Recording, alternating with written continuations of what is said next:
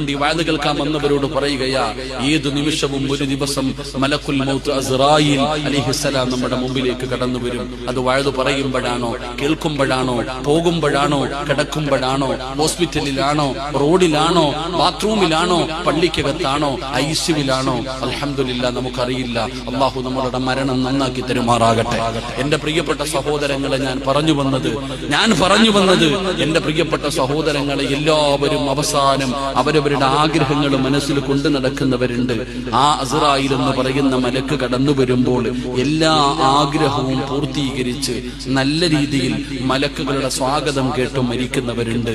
എന്നാൽ ചിലര് അവരുടെ ആഗ്രഹങ്ങളൊന്നും നടക്കാതെ സർവ്വതും ബാക്കി വെച്ച് നാണം കെട്ട് നിന്ദ്യരായി നിസാരന്മാരായി നരകം കണ്ടു മരിക്കുന്നവരുമുണ്ട്. അള്ളാഹു നമ്മളെ കാത്തിരക്ഷിക്കുമാറാകട്ടെ. എന്റെ പ്രിയപ്പെട്ട സഹോദരങ്ങളെ, ആഗ്രഹങ്ങൾ മുഴുവനും സാധിപ്പിച്ചിട്ട് മരിക്കുന്ന ഭാഗ്യവാന്മാരിൽ അള്ളാഹു നമ്മളെ പെടുത്തുമാറാകട്ടെ. അപ്പൊ ഞാൻ പറഞ്ഞു വന്നത്, ജീവിച്ചിരിക്കുന്നവർക്ക് ഒരുപാട് ആഗ്രഹമുണ്ട്. എന്നാൽ ഞാൻ പറയുന്നത് ജീവിച്ചിരിക്കുന്നവരുടെ ആഗ്രഹമല്ല.